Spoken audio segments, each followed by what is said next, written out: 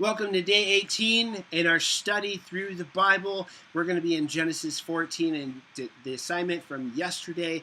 If you would like to go back to day 1 of our study, go ahead and click on the link in the cards and the description down below. Look for the playlist Study Through the Bible, and it'll take you right there. This is People of the Free Gift, where we ground believers in their identity in Christ and equip them to reach those caught in religion. And if you're new here to the channel, go ahead and click that subscribe button so you don't miss any future studies through the Bible here on YouTube. So let's go ahead and jump right in. Yesterday's assignment, day 18, read Genesis 14. Mark every reference to Abram, Lot, Sodom and Gomorrah, and Melchizedek. Make a list of what you learned about each, and also read Hebrews 6:19 through 7:6. So let's go ahead and jump right in. Genesis 14, verse 1. And it came to pass in the days of Amraphel, king of Shinar, Arioch, king of Ellasar, Chedorlaomer, king of Elam, and Tidal, king of nations, that these made war with Bera, king of Sodom, and with Birsha, king of Gomorrah, Shinab, king of Admah, and Shemeber, king of Zeboiim, and the king of Bela, which is Zoar. All these joined together in the vale of Siddim, which is in the Salt Sea. Salt Sea, Dead Sea. Read that, okay? So you have all these kings. They're uniting against Sodom and Gomorrah. Guess who's in Sodom? Lot. So Lot continues to be a thorn in Abram's side. Note what happens when you don't literally obey the commands of the Lord and the leading of the Lord in your life. It's not that curses rain down upon you, but there are consequences to our disobedience. So note that. 12 years they served Chedorlaomer, and the 13th year they rebelled. And in the 14th year came Chedorlaomer and the kings that were with them, and smote the Rephaims, and Ashteroth Karnaim, and Zuzims, and Ham, and the Emims in Shaveh Kiriathaim. This is one of those passages that you just kind of want like somebody to pronounce the words for you. Like just pull out the audio Bible and let them deal with it, right? And the Horites in their Mount Seir unto Elparan, which is by the wilderness. And they returned and came to Enmishpat, which is Kadesh, and smote all the country of the Amalekites and also the Amorites that dwelt in Hazazon Tamar. And so notice the Rephaims, the mention of the Rephaims. I mentioned before when we were in Genesis 6, the whole of sons of God, daughters of men, that it's going to come into play after the flood, not just in that isolated passage. And so the Rephaims, take note of that. It's one of those particular tribes of people that are not quite human. Okay, and I'm just going to leave it at that. Go back to our Genesis 6 study if you don't remember what I'm talking about, or go ahead and ask it in the comments down below.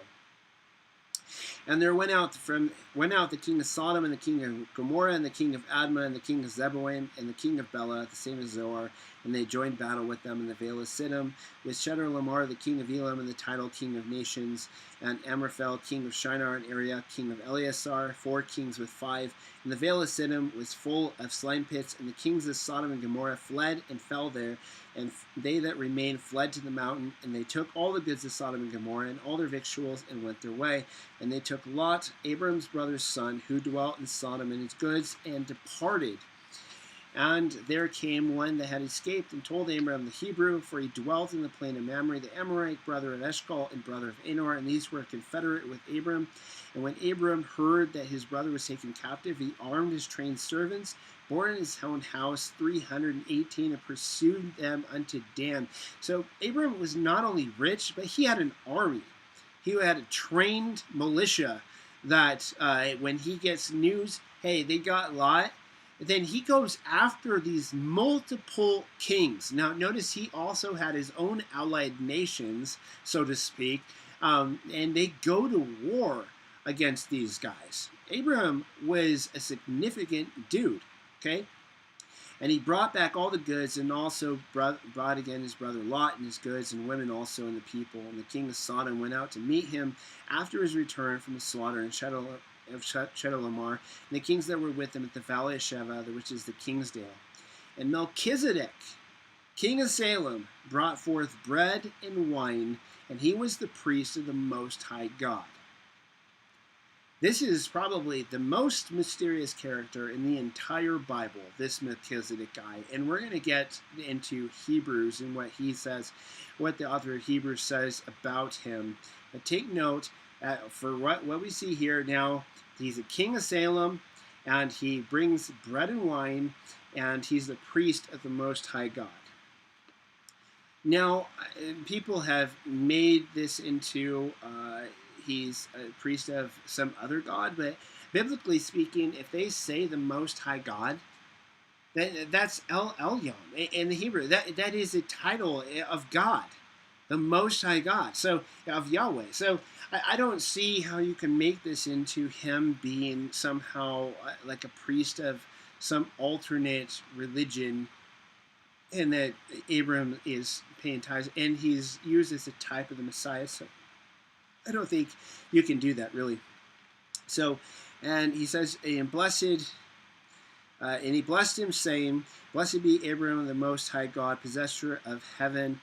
And notice that, blessed be Abram of the Most High God. So he identifies Abram with the same Most High God that he is a priest of. And he's blessing Abram in the name of that Most High God. So, and Abram, and blessed be the Most High God, which has delivered your enemies into your hand, and he gave them tithes of all. So Abram then gives tithes to Melchizedek. And so all of this exchange doesn't make any sense if this is some pagan king. And the king of Sodom said unto Abram, "Give me the persons and take the goods to yourself." And Abram said to the king of Sodom, "I have lifted up my hand unto the Lord, the Most High God." Again, the Most High God, the possessor of heaven and earth. And it identifies him more, the possessor of heaven and earth. Who's the possessor of heaven and earth? That better be Yahweh that he's talking about. "That I will not take from a thread, even to a shoe latchet, and that I will not take anything that is thine, lest thou shouldst say, I have made Abram rich. Save only that which the young men have eaten, and the portion of the men which went with me, Aner, Eshcol, and Mamre, let them take their portion, which hope we have as an anchor." Okay, so that's the conclusion of Genesis 14 in the passage we're in. Okay, and notice that Abram's relationship with Melchizedek and his interaction with him was very different from the king of Sodom. King of Sodom wants to pay tribute to and thanks and gratefulness to Abram, and Abram won't take anything from him because he is the king of Sodom. Okay, I'm just saying. So let's get into what it says in Hebrews 6 and 7 about this character Melchizedek. "Which hope we have as an anchor of the soul, both sure and steadfast, which entereth into that within the veil. Whither the forerunner is for us entered, even Jesus, made a high priest forever after the order of Melchizedek." And so the priesthood of Melchizedek is brought about as legitimate and used that way by the author of Hebrews. And so, again, another case that this is a priest of Yahweh, and it's just something we're just not really introduced to prior to this in Genesis. "For this Melchizedek, king of Salem, priest of the Most High God, who met Abram returning from the slaughter of the kings and blessed him, to whom also Abram gave a tenth part of all, being first being by interpretation king of righteousness." Okay, that is what, if you translate Melchizedek, that's what it means, king of righteousness in Hebrew. So another case that this is a priest of Yahweh. It's a godly line, a believer here. "And after that also the king of Salem, which is the king of peace." Okay, Salem means peace, shalom, right? Okay, "Without father, without mother." So in the account in Genesis, Melchizedek comes out of nowhere. We don't know who he came from, and that's why he's mysterious. We don't know who his father, who his mother is. We don't know what his family line is. All we know is he's the king. He comes in, he blesses Abraham, he gives him bread and wine. Abraham tithes to him, and you have this exchange. And so he makes the comparison. He didn't have a father, he didn't have a mother. He's without descent. He didn't have beginning of days or end of life, but he's made like, he's comparable to the Son of God. It's not saying that he was Jesus. is saying he is a type of Jesus. He's a picture, a shadow of Jesus in the Old Testament, and he abides a priest continually. Now consider how this great man was, and unto whom even the patriarch Abraham gave the tenth of the spoils. And verily that they that are the sons of Levi, who receive the office of the priesthood, have a commandment to take tithes of the people according to the law, that is, of their brethren, though they come out of the loins of Abraham.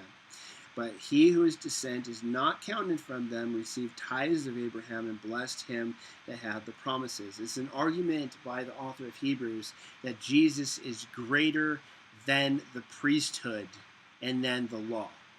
And he's writing to a Jewish audience, and he uses a really integral, a really complicated argument. He says, okay, Abram